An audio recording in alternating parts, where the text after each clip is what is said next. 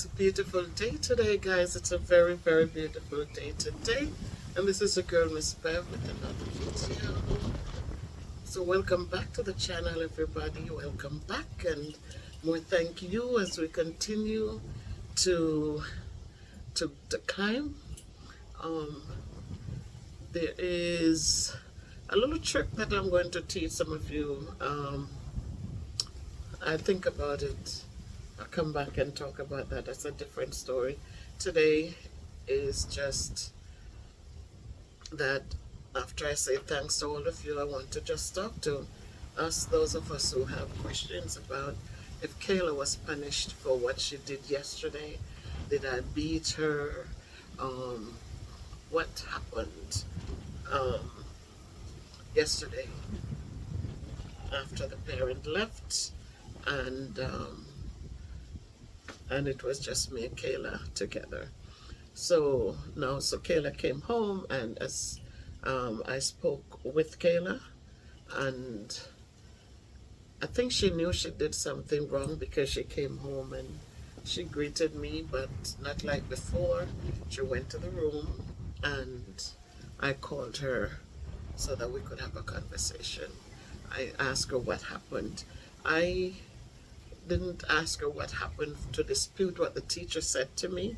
I called her to start the conversation as to why we do not hit people's children or bite people's children or put our hands or our feet on people's children or our mouths.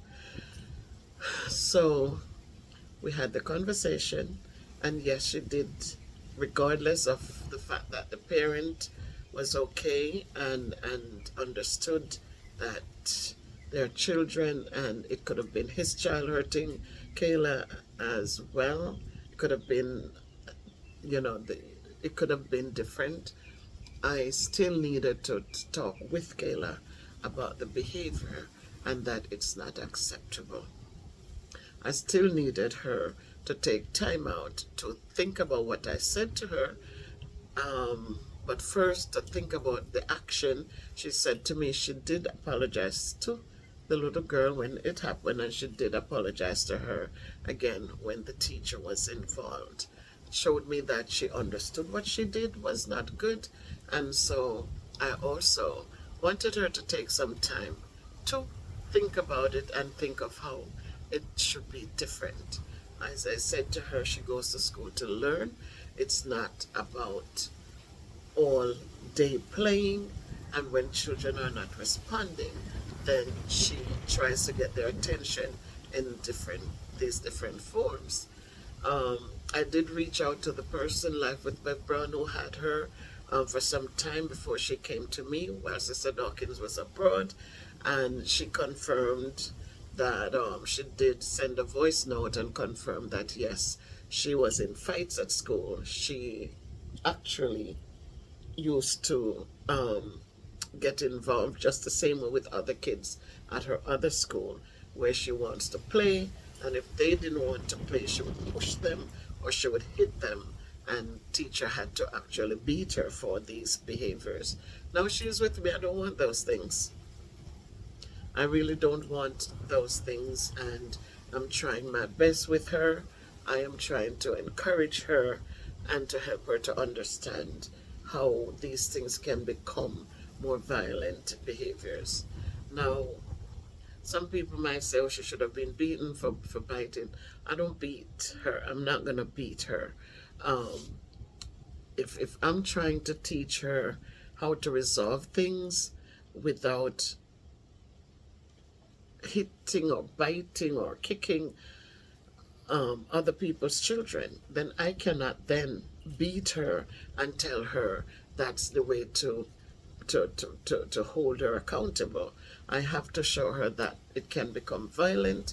Beating children, especially in a angry way, or it's not a good thing. It's not a good thing. When we don't know, it's one thing. When we know and realize how traumatic these things can be for children, how these behaviors that we display to them, how we resolve situations, as they get old, that's all they know. This is how I'm going to resolve this thing. We're going to go fist to fist. I'm going to get something and hit you hard. I'm going to hurt you for saying this or to, So in order for us to fix these things, we have to then model for them how to resolve conflicts without more violence. So talk to me in the comments, guys. Tell me what you think. Should children be beaten? I know a lot of you think spare the rod and don't spare rods and spoil children. We have, in our days, we know that's what was done, and days before that, when people just look literally at what was said. But I'm guaranteeing you, sparing the rod and spoil the child is not a literal thing. It doesn't mean don't sparing the belt and spoiling the kid. We have to talk to them. We have to model for them the behaviors that we want to see. Otherwise, they are going to grow up and display the same bad behaviors where they feel like, yes, people must be beaten, wives must be punched, their girlfriends or boyfriends must be punched or kicked because they did something wrong or said something wrong. We have to break them from these things and teach them to have conversations. And so that's my point of view. That is just my point of view. Tell me what your point of view is as it relates to saving the rod and spoiling the child. Because at the end of the day, sometimes the kids do things, and because we keep beating them, they become immune to the beatings. They just decide, oh, I'm going to do it anyway, and just go home and take the beating. All right?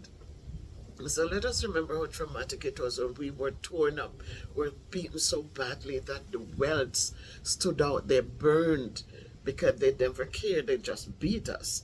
Sometimes they get so angry and beat us past abuse because maybe you took some sugar and so you didn't take it. Maybe the simple little thing, you didn't come home early enough from school, and what you were met with some good beatings.